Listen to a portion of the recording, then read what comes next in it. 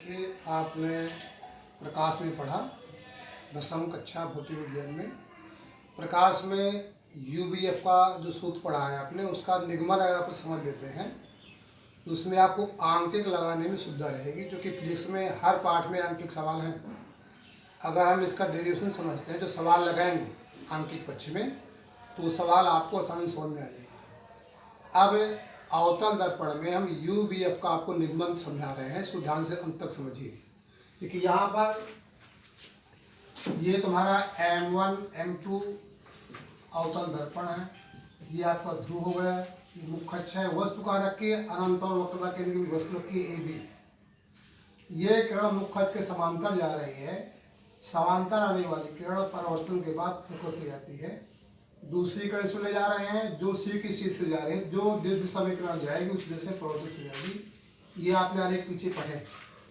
अब दोनों परावर्तित किरण यहाँ A' पर काट रहे हैं, तो A' B' वस्तु का प्रतिबिंब बनेगी। इसकी व्याख्या अपनी भाषा में करने के बाद यहाँ पर सूत्र निकालेंगे हम। तो इसमें इस त्रिभुज को कौन त्रिभुज लेना है? हमें त्रिभुज ABC और जो दूसरा त्रिभुज लेना है A'-B'-C में।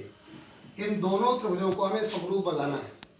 अब आप समरूप त्रिभुज के कोई दो कोण बराबर करिए, इसमें थोड़ी रेखा गणित लगेगी। इसमें कोण दिए गए, देखिए इधर ये कोण 90 डिग्री है, ये कोण 90 डिग्री है। कोण का नाम क्या लेते हैं? कोण ABC। ABC बराबर कोण, इस कोण का नाम बताना है, तो A'-B'-C क्यों बराबर है? प्रत्येक 90 अंश है, क्योंकि x अक्ष से लंब डाले गए हैं दोनों। दूसरा ये कोण इससे क्यों बराबर है? शीर्ष में कोण है। कोण का क्या लिख देंगे नाम? ACB। कोण ACB बराबर कोण, इसका नाम लिखना है तो A'-CB' क्यों बराबर है? शीर्षाभिमुख कोण है। अब आपके यहाँ दो कोण बराबर हो गए, प्रमेय कौन लग गई? कोण कोण समरूपता की प्रमेय होती है। कोण कोण समरूपता से आपके दोनों त्रिभुज क्या हो गए? समरूप हो गए। क्या लिख देंगे अब? त्रिभुज ABC समरूप त्रिभुज A'-B'-C। अब प्रमेय हम जानते हैं, समरूप त्रिभुज की संगत भुजाओं में निश्चित अनुपात होता है। समरूप त्रिभुज की संगत भुजाओं में निश्चित अनुपात होता है।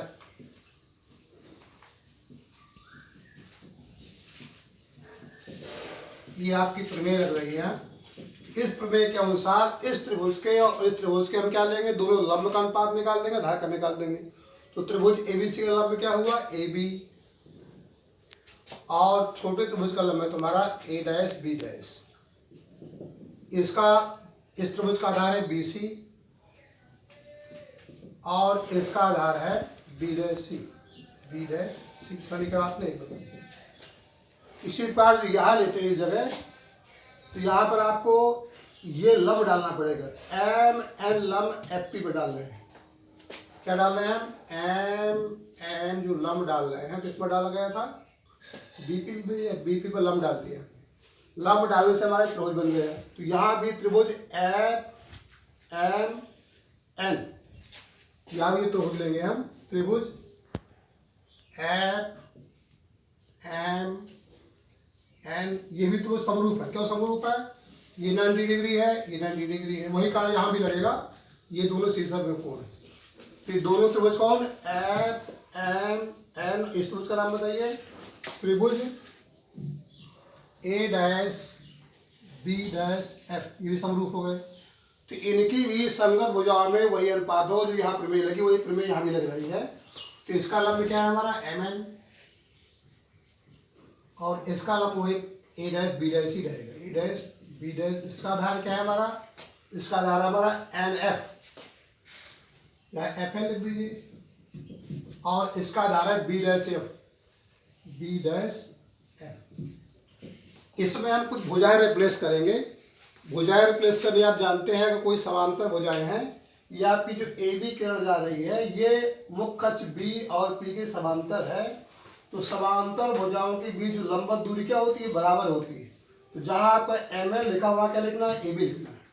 तो लिखना है, कहाँ समझ में आ गया, यहाँ क्योंकि ए एम समांतर बी और पी है, अतः हमारा जो एम एन भुजा है, क्योंकि लंबवत दूरी है दोनों की, एम एन बराबर ए बी होगा। ये तो तुम्हारा गैर है कभी। अब दूसरा कारण हमको यहाँ बदलना है एफ एन को। तो एफ एन में एक प्रकाश का आकार लगता है, इसमें क्या बताते हैं, ये जो तुम्हारा दर्पण का द्वारक, दर्पण का द्वारक बहुत छोटा है, अतः एन बिंदु पी के निकट होगा, पी के निकट होगा। अगर निकट होगा तो किसका मान लेंगे, हम लिख देंगे एफ और एन बराबर एफ पी लिख देंगे, एफ एन बराबर एफ पी। अब इसमें इस भुजा को और इस भुजा को यहाँ से रिप्लेस करेंगे। तो जहाँ पर एम एन लिखा हुआ लिख देंगे ए बी, ए बी बटे ए डैश बी वही रहेगा। और जहाँ एफ एन लिखा हुआ का लिख देंगे एफ पी, एफ पी बटे बी डैश एफ। ये समीकरण हमने 2 बना दिए। अब इन दोनों समीकरण से आप चेक करिए कि इसका कौन पक्ष बराबर है, ये बाएं पक्ष इसका बराबर है। अगर किसी समीकरण का बाएं पक्ष बराबर है LHS तो RHS में बराबर हो गए। लिख देंगे समीकरण 1 और 2 से, समीकरण 1 और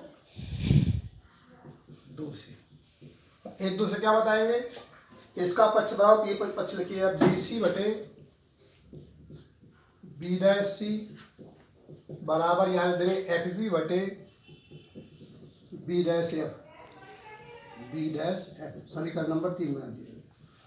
अब देखिए इसमें जो ये भुजाएं हमारी आ गई, इसको हमें यूवीएफ में लिखना है।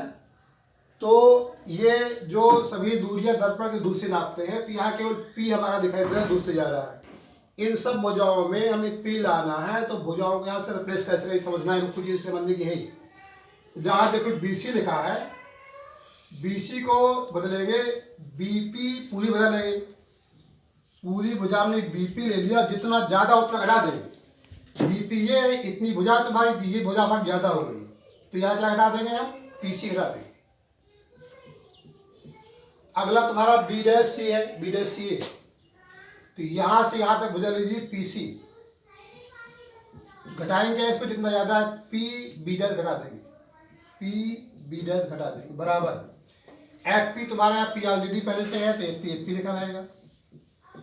अब देखिए बी डैश एफ ये है, तो यहाँ पी और बी डैश पूरी लगेगी, पी बी डैश में कितना घटाना है आपको, पी एफ घटाना है, पी एफ। अब देखिए इस समीकरण में सभी दूरियां दर्पण के ध्रुव से पी से आ गई, क्योंकि दर्पण में सभी दूरियां ध्रुव से नापी जाती हैं। अब बीपी क्या है तुम्हारा, बीपी ये है दर्पण के दूसरे वस्तु की दूरी, इसको यू कहते हैं, आपको पहले बताया गया है। जो बीपी है हमारा, बीपी दर्पण की दूसरी दूरी, इसको लिख देंगे minus you, BP bar minus you हो गया, बीपी। अब तुम्हारा दूसरा है पीसी, पीसी बराबर तुम्हारा है, ये एफ बराबर 8/2 पढ़ा है आपने, पीसी आपका -2f हो जाएगा, -2f पीसी हो गया। अब पी, अब देखिए इसे मान रखना है, बीपी क्या बताया गया, माइनस यू, और क्या है इसमें पीबी डैश, पीबी दर्पण के दूसरे प्रतिबिंब की दूरी है, तो जहाँ पीबी डैश लिखा है वहाँ -f लिखना है, और क्या है जहाँ एफपी लिखा है वहाँ -f लिखना है, पीएफ, पीएफ तुम्हारी फोकस दूरी है ना, तो यहाँ -f लिखना है। ये मान यहाँ रिप्लेस करिए, बीपी ये क्या लिख देंगे, बीपी ये है आपको लिखना है -u, माइनस पीसी क्या है, पीसी आपका -2f बटे -2f, माइनस पीबी डैश क्या है, -f, पीबी डैश -f नहीं है, पीबी डैश तुम्हारा क्या है, -v रहेगा, v। तो जहाँ पीबी दर्पण के दूसरे प्रतिबिंब की दूरी है, ये रहेगा -v बराबर पीएफ क्या है आपका, पी और पीएफ पी एफ आपका एफ है, ये आपका माइनस एफ हो गया, P B dash minus B हो गया, और पी एफ क्या हो गया, पी और एफ माइनस एफ हो गया, पी एफ माइनस एफ। अब इसमें केवल आपको बीजगणित लगाना है, जब गुणा करेंगे तो जो कैलकुलेशन तो भरा आएगा, कैलकुलेशन में ये आपको देखिए इसको बिगाड़ दिया कोई।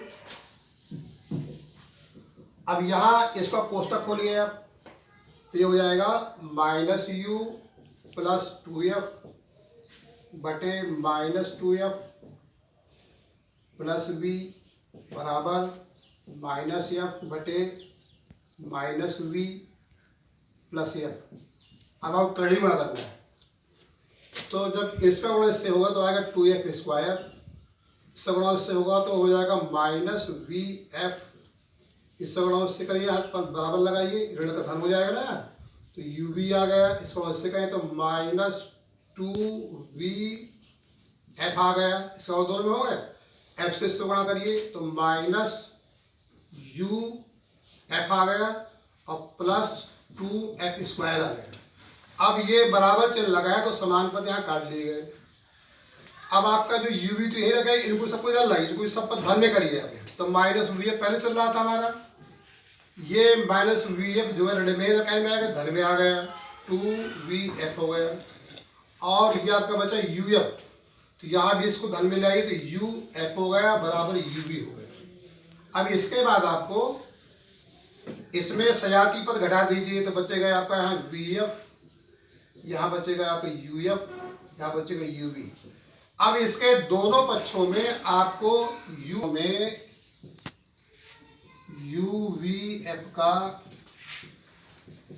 भाग देने पर, तो यहाँ भी यू वी एफ का भाग यहाँ भी होगा, यू वी एफ का भाग यहाँ भी होगा, यू वी एफ का भाग यहाँ भी होगा, तो ये दोनों कट जाएंगे तो यहाँ 1/f आएगा, u से u कटा, f से f कटा तो 1/v हो गया, यहाँ v से v कटा, f से f कटा तो 1/u हो गया, तो 1/u यहाँ बचा, 1/v यहाँ बचा, 1/f यहाँ बचा, इसको आप क्रम से लिख दीजिए, तो सूत्र हमारा बन गया 1/f बराबर 1/v धन 1/u।